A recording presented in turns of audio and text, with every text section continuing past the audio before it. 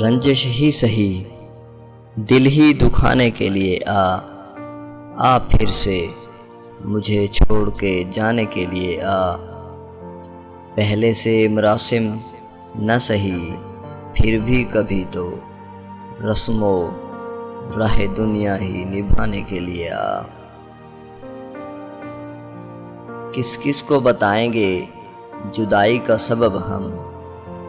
کس کس کو بتائیں گے جدائی کا سبب ہم تو مجھ سے خفا ہے تو زمانے کے لیے کچھ تو میرے پندار محبت کا بھرم رکھ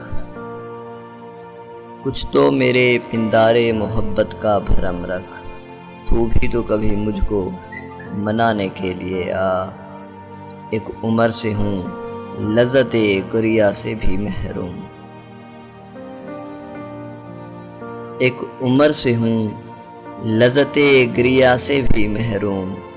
اے راحت جاں مجھ کو رلانے کے لیے اب تک دل خوش فہم کو ہیں تجھ سے امیدیں اب تک دل خوش فہم کو ہیں تجھ سے امیدیں یہ آخری شمع بھی بجھانے کے لیے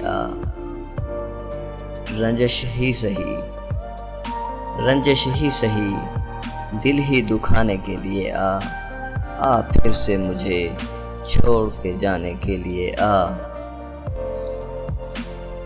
اگر یہ ویڈیو پسند آئی ہو تو برائے مہربانی ہماری ویڈیو کو لائک اور چینل کو سبسکرائب کر لیں